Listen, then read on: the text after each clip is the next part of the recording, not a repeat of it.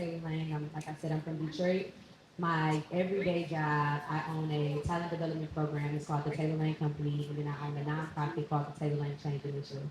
The whole purpose of my program, the Taylor Lane Company, is pretty much to implement the proper skills, the proper knowledge, the proper confidence, and just pretty much strengthening the confidence and making connections to teach our young girls how to dream, how to soar, and just giving them that full circle of exposure. So I teach runway, I teach acting, I teach commercial training, I teach improv, I build resumes, I work on branding, marketing, and then you have the nonprofit that provides the elaborate exposure. So we do theatrical fashion shows. That's our big one. We're actually working on one right now called Toy Story. We've done Dark Knight. We've done a tour of Sierra Leone and the whole Caribbean aesthetic.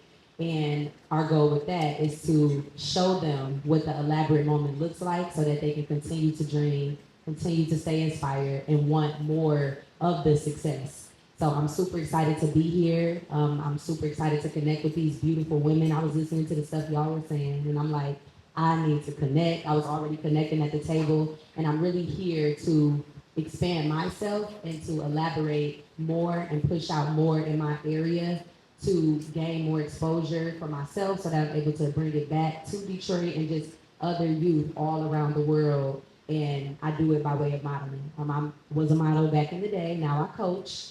I like the model still, but preferably I'm on the coaching side, and I just now want to bring people up under my wing to show them what it's like to be um, a brown person and to be a business owner and to have the expectations, to reach the expectations that we have for ourselves in this world and in this society where things are really challenging for us to seek, soar, reach, and of course just be an advocate for people who feel like they don't have anybody to teach them or have a space or connected with nonprofits to expand and create larger opportunities for the youth. And all my life, um, reaching success has always been a journey. You know, I always say everything is hard, right?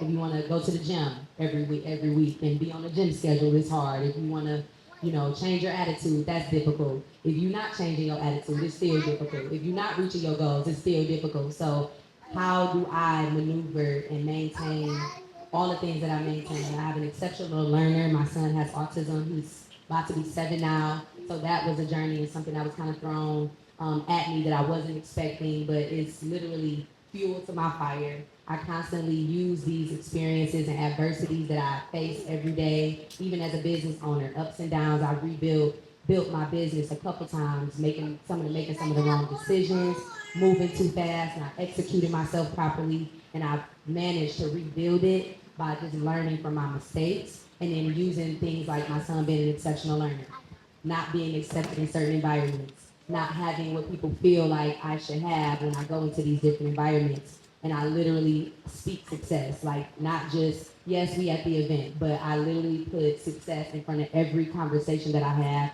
I speak it into existence. It's already happened for me. It's already happening.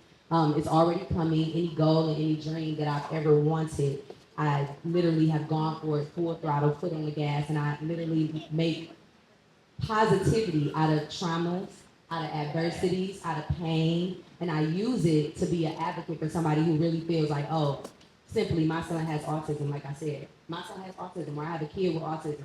So they feel like I'm busy, or I can't find a sitter, or my son is this, or my kid is that, and they make more excuses, which puts them more behind, instead of using that as the fuel to the fire to keep them constantly motivated. And it's definitely a challenge. My son went from just him alone. He went in the middle of while my business was on a flux. He was TMI, and I'll bring you into my space, I don't mind, but he was a strong and massive, like he would tantrum like crazy, tear up places, and if it wasn't happening how he wanted it to happen, he would go crazy. And being a single mom at that, it's hard to find sitters and supporters. So Carter would be with me everywhere I went. Everywhere I went, every meeting, every connection, every brand deal that I was trying to do, he had to come with me. And I would always feel like I had to explain it. Like, okay, my son has autism. Just be mindful, just beware, And then I began to like cut that off. Because I'm like, why do I feel like I have to say and tell everybody, oh, my son has autism. This is my pain. This is this. This is that. I literally just, I go forward and I stand in such a strong level of confidence for myself. And it's simply, you accept it or you don't accept it. You have to understand for the world, like, you're not for everybody. It's okay to not be for everybody. It's okay to not be accepted, but never use that literally as the way you move forward and making excuses because environments may not simply be for you. It simply just may not be for you. But I always tell everybody, use your pain, use your traumas, use your adversities to just go simply forward. And I literally never stop. I tell people all the time, they go, what you doing now? Another event. I was just telling her, like, we gonna be doing some work soon. And we gonna be doing some work soon.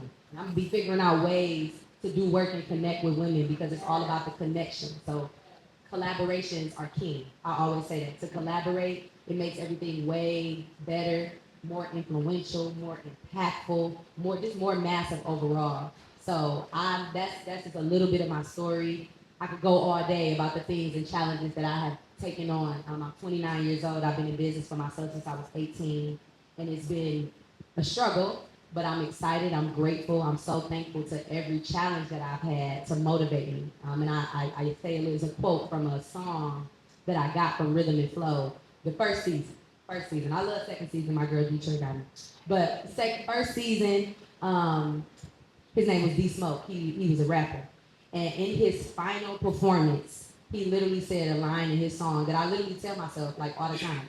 It says, growth is an uncomfortable process, but pain is a necessary growth is an uncomfortable process, but pain is a necessary investment for progress.